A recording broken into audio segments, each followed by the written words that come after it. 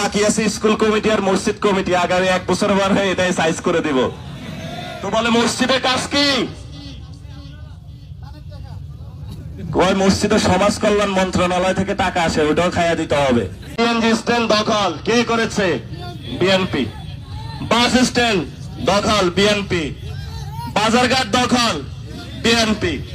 রাখছেনটা কি বাংলাদেশে? যা রাখছি ওটা এখনো বাকি আছে স্কুল কমিটি আর মসজিদ কমিটি, আগামী 1 বছর পর হয়ে এটাই সাইজ করে দিব। তো বলে মসজিদের কাজ কি? ওই মসজিদের সমাজ কল্যাণ মন্ত্রণালয় থেকে টাকা আসে, ওটাও খাইয়া দিতে হবে। স্কুলের কমিটিতে কাজ কি?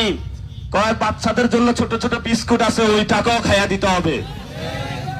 17 বছর বুকা ছিলাম, বাংলাদেশ আর 100 বছর খাইলেও তো এটা শেষ হবে না।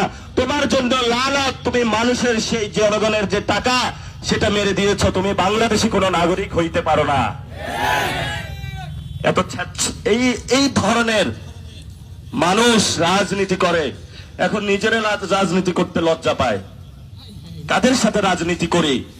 কথার ঠিক নাই, বার্তার ঠিক নাই। রাতে করে মাদকের ব্যবসা, দিনে করে চাঁদাবাজি।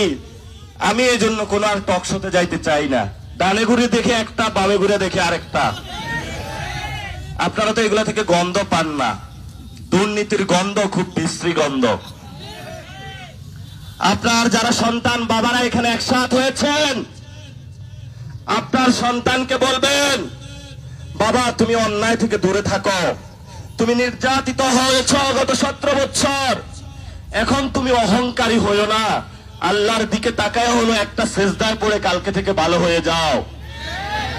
আল্লাহ অনেক বড় ক্ষমাশীল।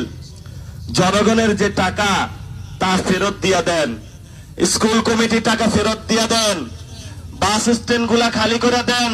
যিনি বাসের ব্যবসা করে শ্রমিক, তাদেরকে ছেড়ে দেন। তারা অনেক দুঃখ কষ্ট করে সারাদিন একটা বাস চালায়। সিএনজি স্ট্যান্ড ছেড়ে দেন। একটা লোক নিজের সিএনজি কেনার টাকা নাই, সেই লোক আরেকজনের সিএনজি চালায়, ওইখান থেকেও সে ভাগ বসায়। কত লজ্জা তাদের জন্য। ভাই আমি কি এতক্ষণ খারাপ কিছু বলেছি? তো এগুলা তারা করে কেন? তারা আমি কোনো লজিকে পাই না। বললে আবার চোখ তুলে ফেলে। এদেরকে কি করা যায় আপনারা একটা বুদ্ধি দেন। হ্যাঁ, এটা তো জেলে থাকলেও সংশোধন হবে না। গত 17 বছর তো থাকছে, সংশোধন হয় নাই। খাসলত পরিবর্তন হয় নাই, হয়েছে? কোন পরিবর্তন হয় নাই।